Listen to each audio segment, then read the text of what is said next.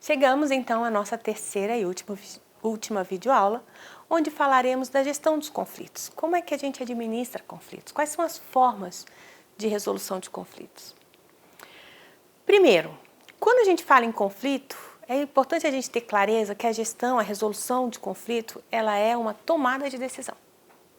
E aí existe um quadro também feito pelo professor Christopher Moore, onde ele classifica esses conflitos de alguma forma, de algumas maneiras. Então, primeiro ponto, gestão de conflitos ou resolução de conflitos é uma tomada de decisão. A partir de onde vem essa tomada de decisão, ela vai ser uma autocomposição, uma heterocomposição ou uma autotutela. Se a decisão é tomada pelos próprios envolvidos, então a gente vai ter um processo de autocomposição. Se a decisão é tomada por um terceiro alheio ao conflito, mas com poder de decisão, a gente tem uma heterocomposição. Se a decisão é tomada a partir da força, do poder de algum dos envolvidos, a gente tem uma autotutela, que no Brasil muitas vezes ela é proibida, não? Então, quais são alguns exemplos de autocomposição? A evitação, que não seria bem uma forma de resolução de conflitos, mas é uma possibilidade. A negociação, que é quando as próprias pessoas envolvidas nesse conflito sentam e dialogam diretamente. A mediação ou conciliação, ou algumas práticas restaurativas, onde a gente tem um facilitador, um terceiro, que vem auxiliar essas partes. Mas existe uma coisa interessante, esse terceiro ele não tem poder de decisão. Ele se diferencia do juiz, do árbitro, do diretor administrativo, por exemplo, porque esses têm poder de decisão.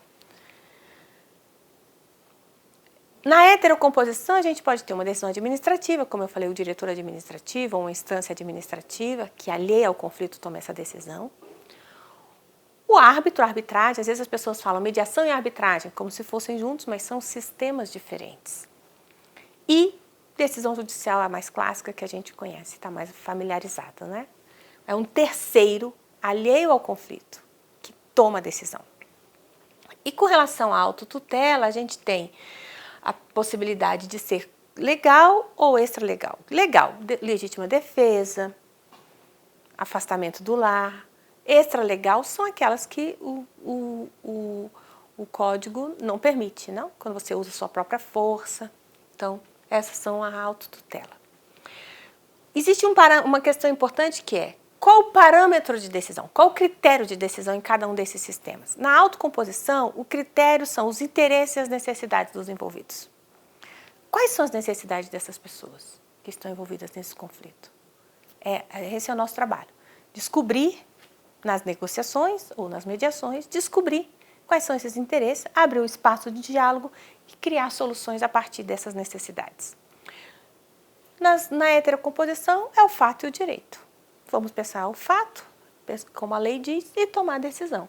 E na autotutela, o poder. Quem tem mais força, quem tem mais poder. Então, falemos aqui no nosso curso, a gente fala de autocomposição, de soluções tomadas pelas próprias pessoas envolvidas. Então, a negociação é uma delas. E quando a gente pensa em negociação, o que você pensa? Importante a gente pensar que a negociação, também a mediação, elas são um meio, um caminho, um processo para se chegar, para se descobrir quais são os interesses, as necessidades. Existe uma necessidade de conexão, são sempre um processo no mínimo bilateral. Voluntariedade, as pessoas têm que ter vontade, querer. Interdependência, eu só negocio ou só busco uma mediação com pessoas com as quais existe uma interdependência, porque se eu posso resolver sozinho, eu não preciso negociar nem mediar. Então, essa pessoa com a qual eu negocio ou com quem eu tenho um conflito, em alguma medida a gente tem uma interdependência. Para eu alcançar o meu desejo, é preciso que ela faça algo e vice-versa. E a via régia, né, o caminho da mediação e da negociação é a comunicação. Por isso a gente também falou em comunicação não violenta. E o nosso objetivo é buscar um consenso, um acordo no sentido de que as pessoas saiam satisfeitas com aquilo.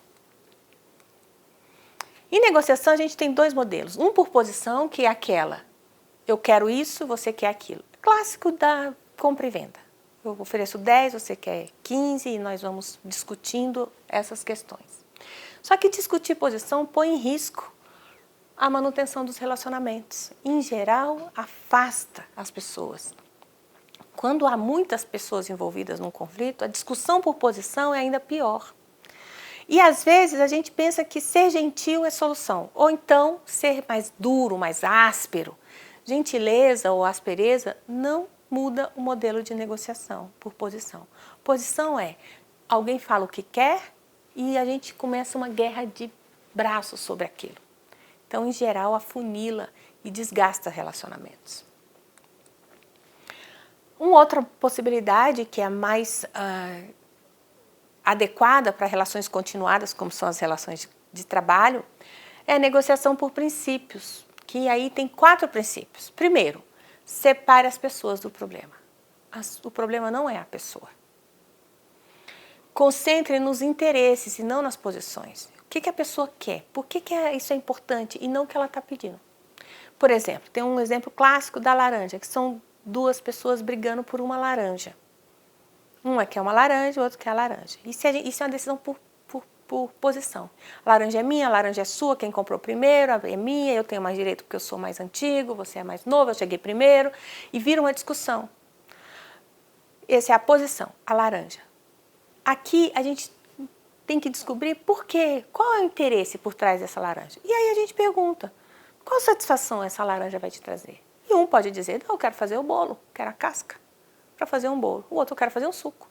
Então a gente está vendo um exemplo em que os interesses não são incompatíveis.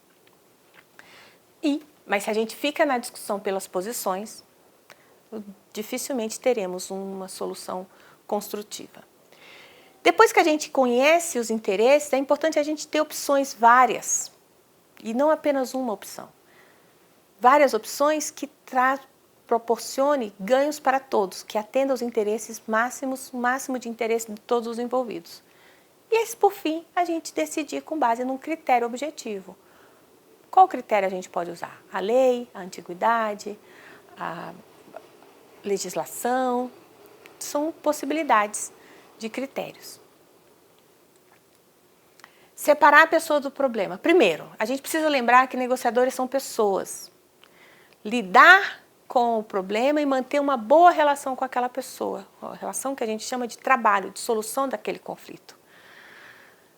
Isso é importante a gente considerar as emoções que a gente já viu, os sentimentos das pessoas, porque são os sentimentos que alertam para a necessidade. E se esforçar para ter uma comunicação mais clara, objetiva e que possível, uma comunicação não violenta. Então, as emoções podem levar rapidamente a uma negociação, a um impasse ou a um fim. Então, a gente pode reconhecer as próprias emoções, a emoção do outro é importante. Não reagir às explosões. Comunicação. Primeiro, escute ativamente. Escute para compreender, não para rebater. Fale para ser compreendido e não para convencer. A ideia não é convencer, a ideia é compreensão. Eu ouvir para compreender e falar para ser compreendido. Ouça para compreender e não para contra-argumentar. Isso faz muita diferença. Importante a gente esclarecer o que está sendo dito, porque entre o que eu penso, o que eu quero dizer, o que eu creio que estou dizendo, o que eu digo, o que a pessoa quer escutar, o que ela escuta, o que ela quer entender, o que ela acredita que entendeu e o que ela realmente entende, nós temos aí 9 possibilidades de mal entendido. Então é importante a gente, quando eu falo uma coisa, antes de eu apresentar o meu ponto de vista, eu peço que a pessoa me diga se o que eu falei ficou claro, porque pode ser que eu tenha falado uma coisa e gostaria de ter dito outra, existem todas aquelas possibilidades. Esse é o ciclo da compreensão que a gente até colocou lá no conteúdo e que ajuda muito nas questões, nas reuniões, nas tomadas de decisão. Concentrar-se nos interesses e não nas posições. Na verdade, são os interesses que definem o problema, não a pessoa. Por trás das posições apostas, muitas vezes, há interesses comuns e compatíveis, como foi o caso da laranja. Eram posições opostas, a laranja é minha ou é sua. Quando a gente esclarece o que está por trás, a gente vê que são compatíveis. E os interesses mais poderosos são as necessidades humanas, que a gente já viu quando a gente falou em comunicação não violenta. Como que a gente identifica os interesses? Perguntando, perguntas abertas. Por quê? Qual a sua satisfação? Por que isso que você está me pedindo é tão importante? Por que não? E pensar na escolha do outro. Cada lado tem muitos interesses, nem sempre é um só. Listar os interesses de um e do outro ajuda muito. A gente também precisa criar opções. Esse talvez seja o princípio da negociação que seja mais difícil, que encontre mais resistência. Por quê? Normalmente a gente acha que não precisa criar muitas opções porque acha que já tem uma solução. Ou então a gente fica buscando a resposta mais correta, a mais certa, a única para aquele caso. Ou então a gente acha que é impossível uma laranja, o bolo fixo, quer dizer, impossível uma laranja atender a 2 pessoas. E às vezes a gente pensa que resolver o problema do outro é problema dele. Na verdade, se fosse só dele, a gente não estaria negociando. Porque quando eu falei, a gente tem uma interdependência. Para eu alcançar o que eu preciso de uma ação, de um comportamento do outro para alcançar o meu desejo. Então, facilitar esse comportamento do outro é interesse meu também. Primeiro, a gente precisa separar as inversões da decisão. A gente faz uma tempestade de ideias. Primeiro faz várias ideias e depois escolhe. Ganhos mútuos. Eu tenho que ter identificado os interesses para pensar nos meus e no outro. E facilitar a decisão do outro. Também é uma coisa importante. Critérios objetivos é o 4º princípio. Então, a gente precisa buscar padrões justos. O valor de mercado, os precedentes, quais são os procedimentos justos, um corta, outro divide, no caso da laranja, se fosse o caso de dividir. Como discutir com o outro negociador. Primeiro, formule cada questão como busca conjunta. Não leve pronto. É importante que as pessoas construam as decisões. Pondere, seja acessível às ponderações. Ainda que você ache que a sua resposta é a correta, ouça. E como a gente viu, não existe uma única resposta correta. E jamais ceda à pressão. Isso é uma questão importante. Também na negociação a gente trabalha com os interesses para não ceder às pressões. Um conceito importante, que é bem importante na negociação, é melhor alternativa à solução negociada. Quer dizer, o que eu faço caso eu não consiga essa negociação não seja possível? Qual a minha opção? Isso é importante porque é a medida até que ponto compensa negociar. Se eu tenho fora da negociação, a minha opção é muito baixa, eu tenho que me esforçar muito nessa negociação. Se eu tenho formas de resolver por mim, sem necessariamente negociar, vou resolver. Então, mas até que ponto compensa? Então, esse conceito é muito importante. Porque, na verdade, a questão não é se negociar, mas como negociar. Porque negociar também é inevitável. Bem, se o outro joga duro, não reagir, desarmar, passar para o lado do outro, mudar o jogo e facilitar o sim. São princípios que a gente discutiu e colocou lá no nosso conteúdo também, que vai te ajudar. Bem, falando em negociação, a mediação, falamos em negociação, que é acessível a todos podemos negociar. A mediação já requer uma capacitação e um facilitador neutro e capacitado. No Ministério Público a gente já tem uma equipe em formação. Só para conhecimento, então, como que é o processo de mediação? Primeiro a gente prepara, temos o início da sessão, onde o mediador prepara o espaço, vai ouvir, apresentar para as pessoas os princípios da mediação. A gente vai reunir informações, ouvir as pessoas. Ouvir, o mediador ele não vai tomar decisão, vai ouvir para esclarecer, para permitir que a pessoa tenha clareza para si mesmo e depois possa comunicar para o outro com clareza os seus interesses, as suas necessidades. Aqui a gente vai identificar quais são as questões, qual é o ponto que a gente precisa resolver aqui. É uma questão de férias? É uma questão, a questão da comunicação? É uma questão de uma tarefa? É uma questão de uma estrutura? Qual é o ponto? Porque, como a gente já falou, o problema não é pessoas. Quais são os interesses que estão relacionados a essa questão? Qual é? Quais são os sentimentos e quais esses sentimentos estão apontando para quais necessidades? Aí a gente esclarece para todos. Depois de esclarecido, reconhecido os sentimentos, vamos buscar uma geração de opções. como a gente viu na negociação, a mediação às vezes é definida de uma forma restrita como uma negociação assistida. A gente se vale muito da comunicação não violenta e da estrutura de negociação, mas a mediação é mais ampla, porque ela proporciona um diálogo, transformação, compreensão, conexão entre as pessoas. Por fim, a aproximação de um acordo, se é possível ou não, e o encerramento da sessão, e depois a implementação desse acordo. Na mediação organizacional, aqui no MPDFT, a proposta é proporcionar relações laborais, uma cultura de diálogo, cooperação e busca pacífica de solução de conflitos. Então, nós temos várias coisas. Em geral, pode ser, aqui no MPDFT, a gente tem a possibilidade de mediação, a possibilidade de círculos, que não necessariamente de conflitos, às vezes para fortalecer uma equipe, e a possibilidade de um esclarecimento também para apoiar numa negociação, para trazer clareza para uma questão, às vezes um gestor ou não. E, em geral, essa mediação ela pode ser pedida por uma das partes ou algum desses mecanismos que nós temos na mediação organizacional do distrito do MP pode ser pedida.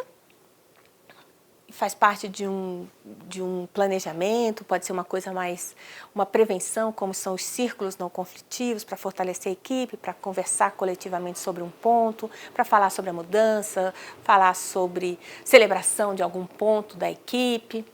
Ou pode ser uma que a gente chama de reativa, depois de um conflito, que a situação já está mais agravada. Importante que quanto mais cedo os instrumentos de comunicação, de mediação organizacionais são aplicados naquele setor, melhores são os resultados. Então, caso você tenha interesse, basta fazer um pedido pela ouvidoria ou um e-mail pela Cauto e existem essas possibilidades. Para a solução construtiva de um conflito sob o ponto de vista positivo, a gente tem, primeiro, esclareça os fatos, esclareça as ideias opostas, reafirmação da confiança entre os que divergem, confiança numa relação de que estão implicados para buscar uma solução.